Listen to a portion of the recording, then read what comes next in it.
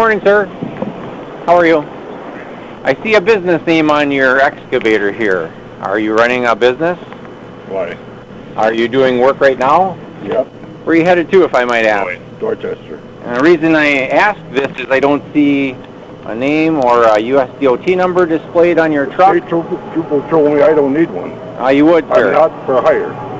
Well, whether you're for hire or not, you're still considered a commercial motor vehicle. As long as you make a buck, you own a business, and you're going to a job site, you're considered a commercial motor vehicle. What am I supposed to do? Well, you have to obtain your USDOT number. That's first off. I'm not going to do that. And then, I got to get going. Well, you're going to have to wait until we're done with the inspection. I'm not going to wait either.